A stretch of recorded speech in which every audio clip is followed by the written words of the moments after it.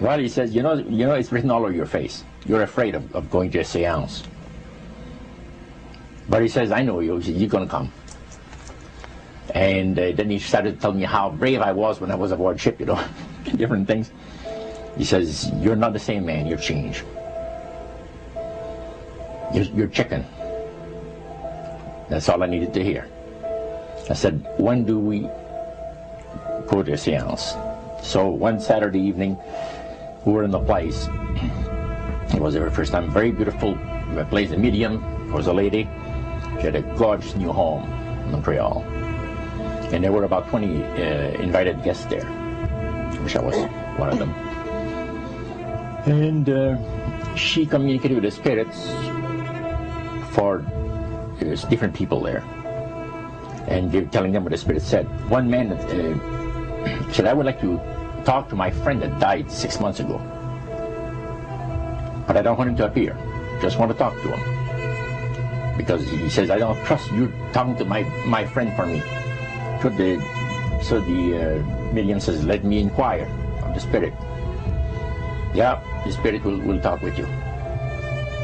And that big masculine voice was heard in the place. It says, hi, Frank. It's nice of you to ask for me to talk with you. And they had a little chat. And after it was over, Frank says, this is the greatest thing on earth, to be able to talk with the spirits of the dead.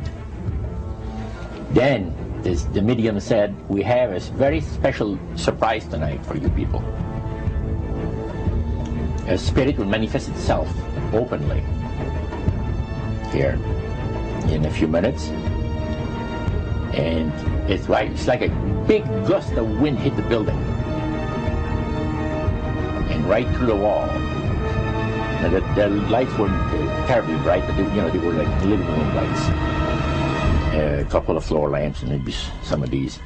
And that translucent being seemed to come right out of the wall. How did you feel right at that moment? It's almost like my heart stopped a little bit. You know, very weird feeling. So it was a lady in a beautiful evening gown, swirling. And she said to Mary, my dear sister, you are so wonderful to have asked for me. And Mary fainted and fell right off her chair on the floor. And a couple of guys jumped up and picked her up, and spirit gone. And that was the beginning of it. That's how you got into it. Yeah, that's the way I got into it. After a while, you see, there's something interesting about the human mind. You can adjust an awful lot of stuff. You can adjust to a lot of things that would terrify you to begin with. After a while, they become common and ordinary. So you mean contact with the supernatural can become commonplace and ordinary and doesn't bother anybody?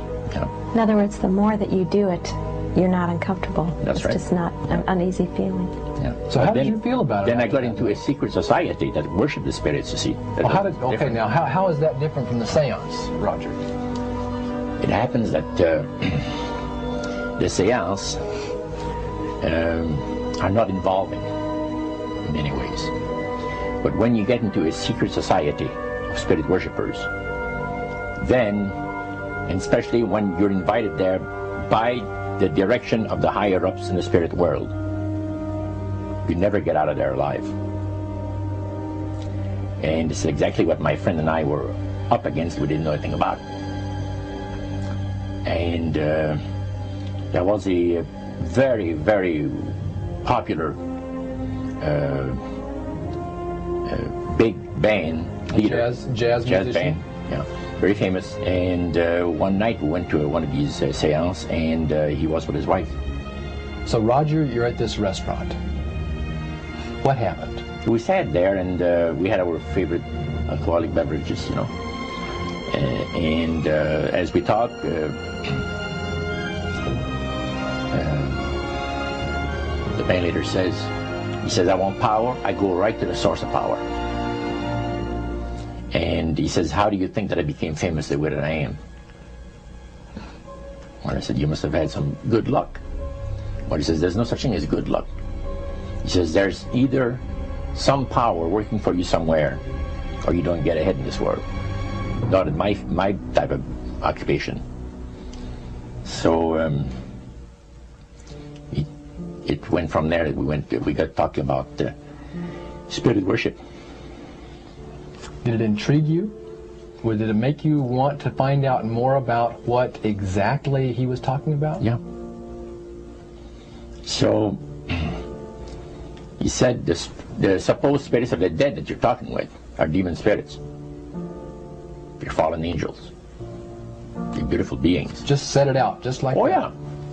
It didn't make you uneasy when he said they were... Well, you know, it shocked you a little bit, you know. Something that you first hear mentioned to you. He said, you guys have got a great future ahead of you. Because we've been told, the high priest of our society, secret society, has been told that the master has very special plans for you too. Now, what did he mean by the master? Satan. And we were interested to hear more about it. And he told us, he says, look, we worship spirits. We worship Lucifer and all his angels. They're just as beautiful as they did before they were cast out of heaven. He says there was a misunderstanding in the whole thing. He says among the inhabitants of the galaxies. And he says our master was misunderstood. And God did not bear with him like he does with people that make mistakes today. So we're in a warfare, good against evil. And we happen to be the evil ones, but we're not that bad. He says, I look at this business between the forces of good and evil. He says, you believe in one person believes in God, and everyone believes in Lucifer. It's like politics. So the great controversy is real. And you've heard someone talk about it that's on the other side. And to these people, they are sold to the fact that Christ will not return to this planet with power and great glory. He's going to abdicate all claims to the planet, because the high priest once said that Christ will abdicate all claims to the planet because he knows that it is lawfully and rightfully Satan's. And at that time he says, so the priest says, well now, he says, for those of you that are new, let me tell you that this is the most feasible way, he says, to please the spirits. It's to deride Christ and his people, you know, and his church and all that. So they sing out of Christian hymnals. They didn't sing Christian words to the hymns, however. Well, they changed a lot of them. Yeah. And not for the good. It's a form of blasphemy. Yeah. Such as you see today in the rock music world. You see the entertainers, they have these crosses. The ladies got earrings, crosses. The guys got crosses. This is a form of blasphemy, a form of deriding Christ. You see. Spirits cause the people to do that, to find pleasure in wearing this type of emblem, which is the cross is the emblem of the crucifixion of Christ to the Christians. Better to reign in hell than serve in heaven, is that it? Why not? I'm here on the ground with my nose in it since the whole thing began. I've nurtured every sensation man has been inspired to have. I cared about what he wanted, and I never judged him. Why? Because I never rejected him, in spite of all his imperfections. I'm a fan of man! I'm a humanist. Maybe the last humanist. Who, in their right mind, Kevin, could possibly deny the 20th century was entirely mine?